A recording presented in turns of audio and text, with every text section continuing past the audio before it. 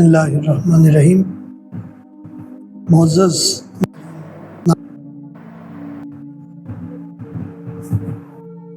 بنی اسرائیل کے پاس علیہ السلام جماعت تشریف لاتی رہی، کیا انہوں نے ان پر ایمان لایا یا غرور و تکبر سے اپنے آپ کو آلودہ رکھا؟ انبیاء کرام علیہ السلام کی تکذیب کرتے رہے، انہیں کی سمجھے گے کہ بنی اسرائیل پر اللہ تعالیٰ کے کیا کیا انعامات ہوئے، اور اس کے باوجود انہوں نے اللہ کے نبیوں کو جھٹلاتے رہے۔ آج کی اس نشست کے معزز سامعین، آیت نمبر 87 سے لے کر 91 تک ہم تلاوت کرنے کا شرف حاصل کریں گے۔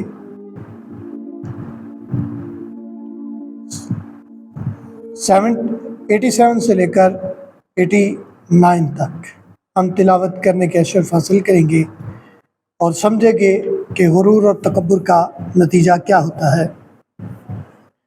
وَلَقَدْ اور بے شک آتینا ہم نے عطا کی، ہم نے دی، موسیٰ الکتاب موسیٰ علیہ السلام کو کتاب، وَقَفَّيْنَا مِن بَعْدِهِ بِالرُّسُلِ اور ہم نے اس کے بعد یک کے بعد دیگرے رسول بھیجے، وَآتَيْنَا عِیسیٰ ابْنَ مَرْیَمَ الْبَیِّنَاتِ اور ہم نے عیسیٰ ابن مریم کو روشن نشانیاں عطا کی، وَأَیَّدْنَاهُ بِرُوحِ الْقُدُسِ اور ہم نے اس کی روح القدس سے مدد فرمائی، أَفَكُلَّمَا جَاءَكُمْ رَسُولٌ بِمَا لَا تَهْوَىٰ تو کیا جب بھی تمہارے پاس کوئی رسول ایسی شریعت لے کر آیا، لا تہویٰ انفسکم استکبرتم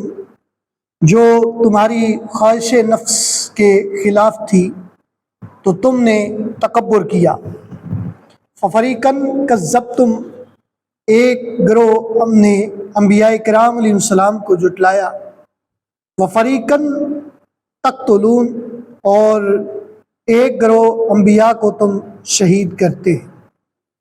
یہ آیت نمبر 87 کا ترجمہ ہے، چونکہ ہم نے 89 تک اس کو تلاوت کرنا ہے۔ اب اس کا بامحاورہ ترجمہ سنیں اور اس کی تشریح عرض کرتا ہوں۔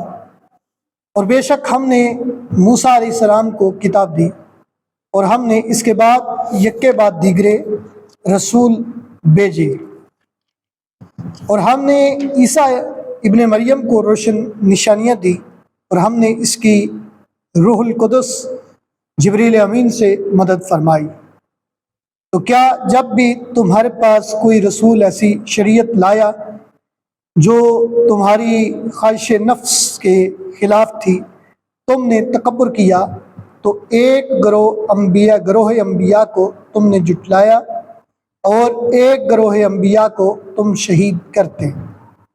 اس آیت مبارکہ کے اندر اللہ تعالیٰ نے بنی اسرائیل پر ایک بے شمار فضائل جو انعامات فرمائے، ان میں سے ایک انعام یہ بھی تھا کہ جناب موسیٰ علیہ السلام جیسا جلیل القدر پیغمبر اللہ تعالیٰ نے تمہیں عطا کیا، اور پھر اس کے بعد انبیاء کرام علیہ السلام کی ایک قطار در قطار انبیاء کرام علیہ السلام کو تمہارے پاس بھیجا۔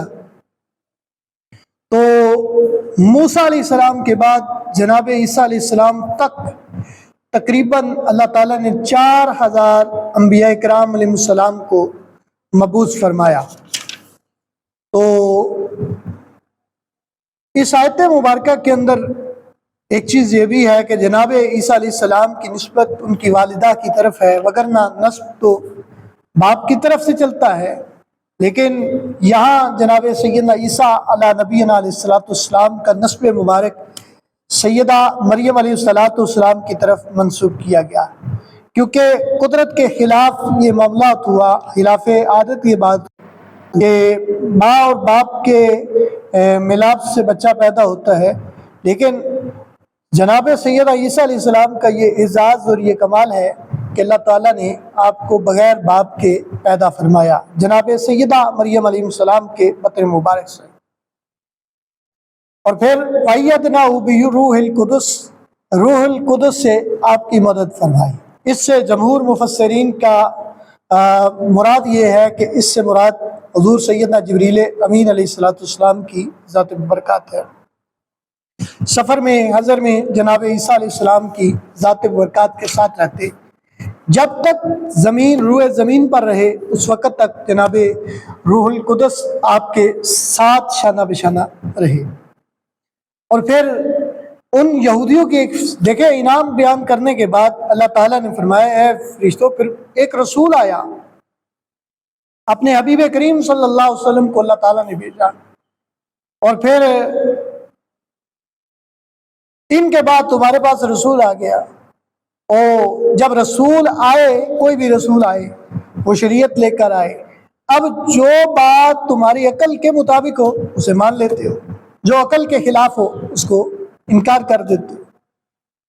فَفَرِيقًا كَذَّبْتُمْ، اور تم ایک گروہ انبیاء کرام علیہ السلام کو شہید قتل کر جھٹلایا، یعنی انبیاء کرام علیہ السلام کے معجزات کو دیکھنے کے باوجود تم نے انکار کیا، انکار سے اپنے آپ کے لیے جہنم کا ایندھن بنا دیا۔ اور ایک گروہ نے ایسا تھا کہ جو انبیاء کرام علیہ السلام کو جھٹلاتا تھا۔ وَقَالُوا قُلُوبُنَا، آیت نمبر 88، فرمایا وَقَالُوا قُلُوبُنَا غُلْفٌ، انہوں نے کہا ہمارے دلوں پر غلاف ہے۔ بل لعنہم اللہ بکفرہم، بلکہ اللہ تعالیٰ نے ان پر لعنت کر دی۔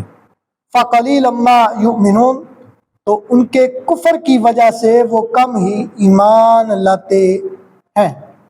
یہ آیت مبارکہ کا جزوی ترجمہ میں نے عرض کیا، با محاورہ ترجمہ یہ ہے، اور انہوں نے کہا ہمارے دلوں پر غلاف ہے، بلکہ اللہ تعالیٰ نے ان پر لعنت کر دی ہے ان کے کفر کی وجہ سے، تو وہ کم ہی ایمان لاتے ہیں۔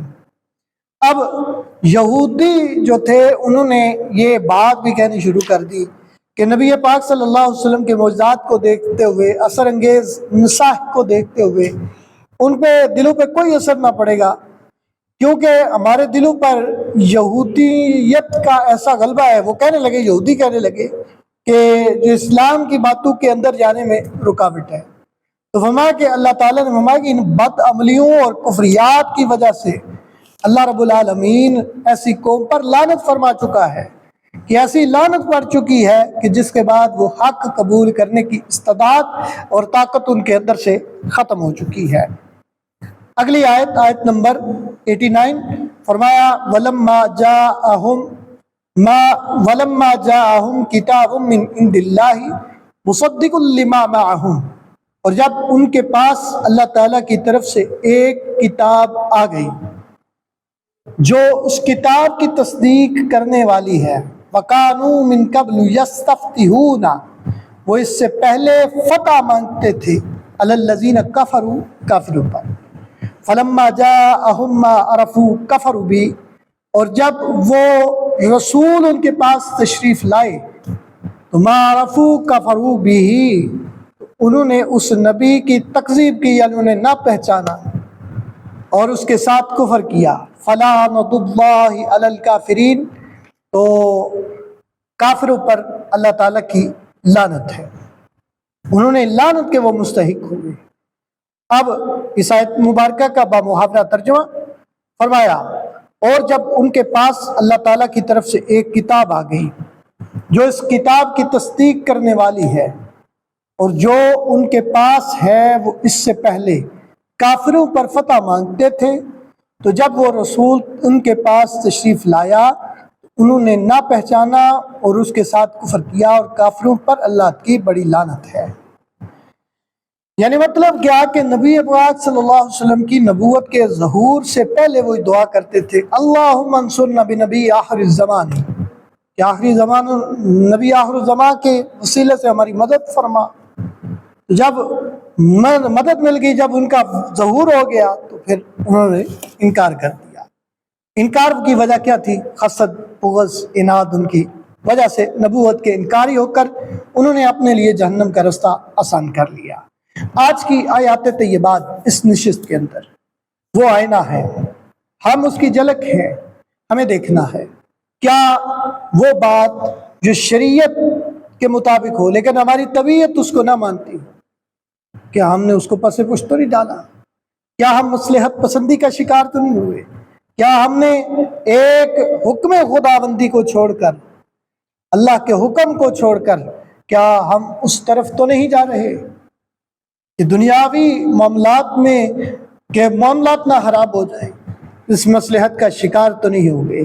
आज की आयात तय्यबात, उन्होंने यहूदियों का ये मसलहत पसंदी थी, उन्होंने दीन इस्लाम को, अपना जो दीन यहूदियत था, उनको मसलहत का शिकार होकर उन्होंने खुद को जहन्नम का ईंधन बना लिया। तो आज की आयात तय्यबात अगर हमारा पैगाम आप तक पहुँचे, दिल को लगे, तो ज़रूर इसको आगे शेयर कीजिएगा।